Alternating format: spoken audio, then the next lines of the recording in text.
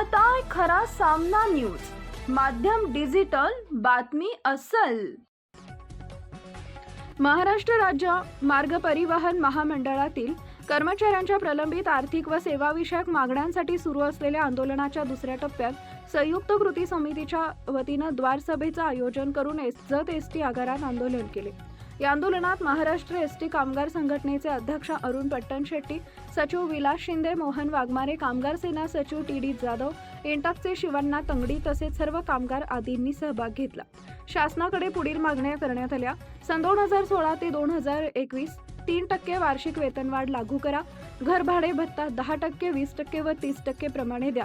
प्रलंबित आर्थिक देणी तात्काळ अदा करा। कर्मचाऱ्यांवरील अन्यायकारक धोरणे रद्द करा।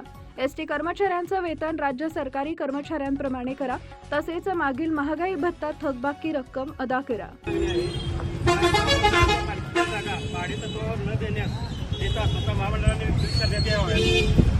भाड्याच्या बसेस महामंडळ त्यामुळे महामंडळ प्रचंड तोट्यात जात आहे। त्याऐवजी स्वमालकीच्या ई बसेस घेण्यात याव्यात।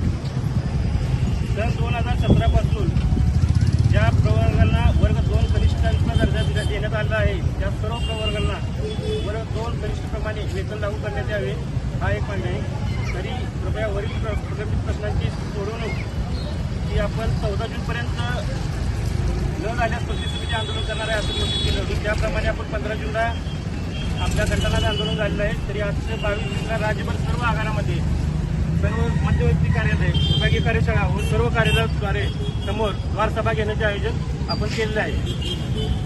आणि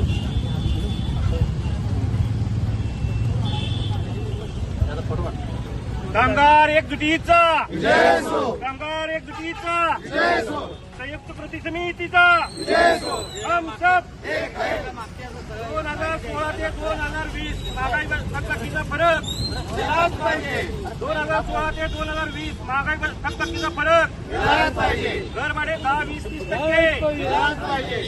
घर भाडे 10-20-30% दिलाच पाहिजे। 2016 ते 2021 वार्षिक वेतनवाढ 3%ने दिलाच पाहिजे। 2016 ते 2021 वार्षिक वेतनवाढ 3%ने दिलाच पाहिजे। एसटी राज्य शासकीय कर्मचाऱ्यांप्रमाणे वेतन मिळालंच पाहिजे। एसटीला राज्य शासकीय कर्मचाऱ्यांप्रमाणे वेतन मिळालंच पाहिजे, मिळालंच पाहिजे।